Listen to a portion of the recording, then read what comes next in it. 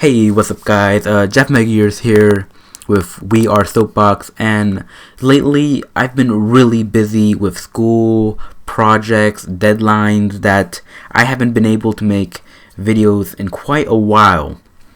Now, I've read a lot of interesting articles and stories in the past couple of weeks that I've wanted to make full-fledged videos on, but I know that the time to make them would cost me a bunch. So what I want to do here is create a segment where I can just talk about all of these things and have them in one video instead of spending one video for each individual story. I'll call these short soaps or something like that. So I will still make those types of videos where I spend maybe 10 minutes talking about one specific thing, but as of right now, this is where I'm going with this. I hope you guys enjoy.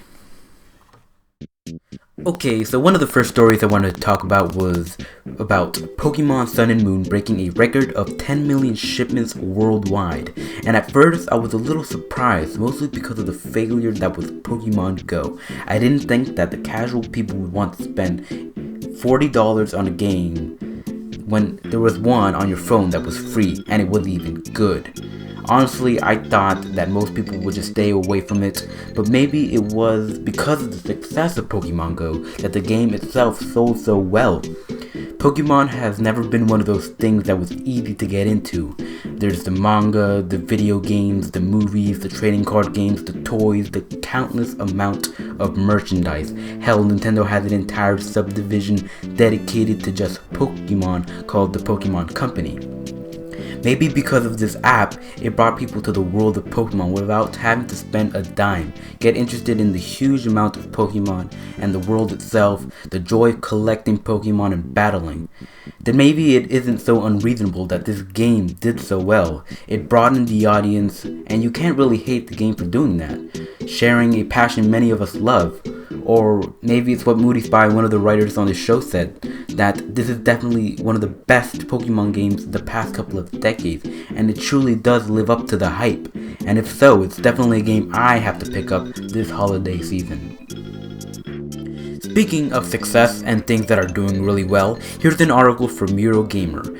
Infinite Warfare sales have gone 50% down from Black Ops 3, and I honestly didn't expect it to do that bad. Or maybe I'm just over-exaggerating. I didn't think that the overabundance of dislikes on the trailers would really affect sales. Usually they have never affected sales of any other Call of Duty game, and I'm sure they didn't think it would affect this one.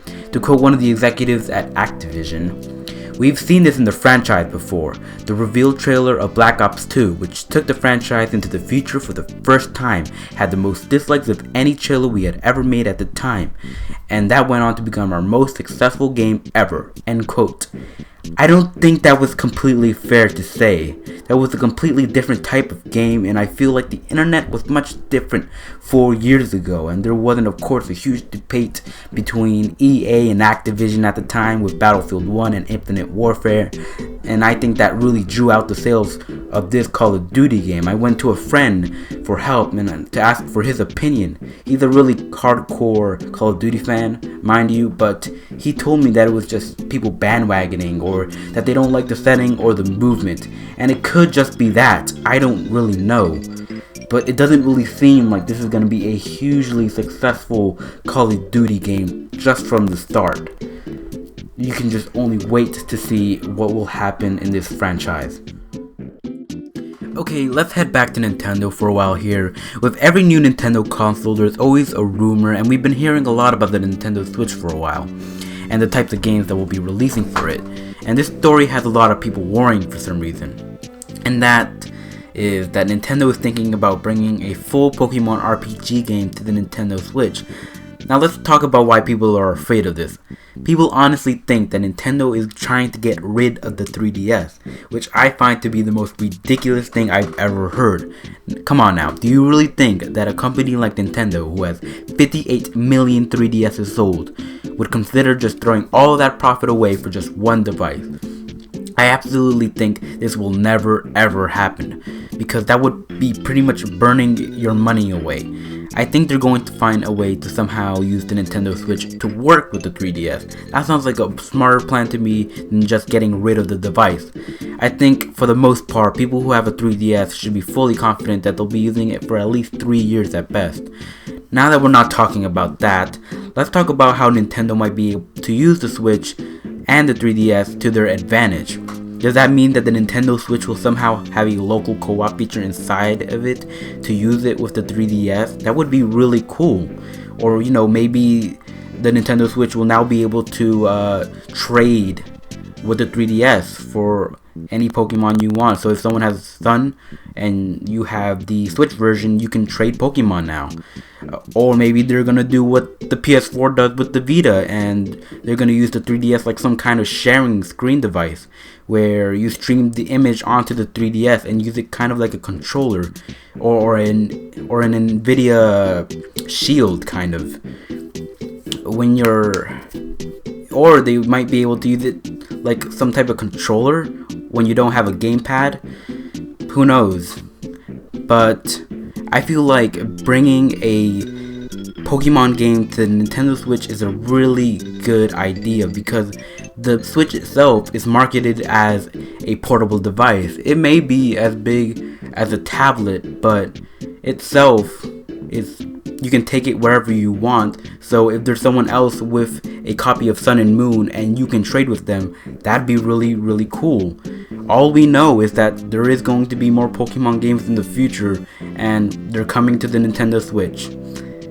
And we'll just have to see from there. Okay, so this is going to be one of the biggest stories I'm talking about, and it's going to be about Walmart scalping people of almost $300 for a Nintendo NES Classic. And this is one of the most bullshit things I've ever heard.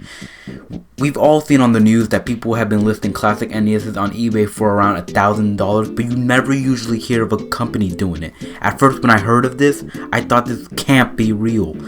There's no way a company that sells the item itself at retail price would scalp people of money. But no, I checked the website itself, and boom, there it was, a Nintendo Classic Edition for $249. I honestly did not think that a company as big as Walmart would scalp people of cash.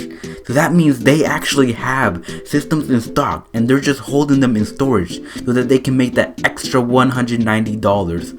Holy fuck. That's honestly the most evil shit I've ever heard. This is worse than those assholes who buy a bunch of NESs and sell them for 10 times the price, because they know how much it's worth. They know when they get another shipment, it will be $60. It had to be somebody in the marketing department looking at these scalpers on eBay and saying, we should do that too. Look at these idiots selling them for $1,000. We should sell them for $250 and we're sure to make some cash. Holy crap. I don't think Walmart understands. With that type of money, you can honestly just get a fucking Xbox One or a PS4 for Christmas. No one's going to spend $250 for a little machine that played games from 30 years ago. And honestly, if you're a parent who's thinking about getting one of these for their child on Christmas, just wait. Just wait until it's $60 and nobody gives a shit anymore. The same thing happened with those amiibos. People started buying them up, and when they realized nobody gave a shit, they were everywhere. They were so easy to get. Damn, I think I could probably get one of those fake rare series amiibo at retail price, no problem. Oh my god, if you're really dead set on getting this device, just be patient. Don't let those assholes take your hard-earned cash. Do yourself a favor and buy yourself something really nice and something worth spending $250 for. Anyways guys, that's gonna be it from me. Please let me know in the comments down below your opinion about this stuff. You think a new Pokemon game on the Nintendo Switch is a bad idea? Why do you think Pokemon Sun and Moon did so well, and why Call of Duty Infinite did so poorly? You think what Walmart is doing is complete bullshit? If so, let me know. Also, hope you guys had a great Thanksgiving and a great holiday season. Make sure to like and subscribe, and I'll see you guys next time.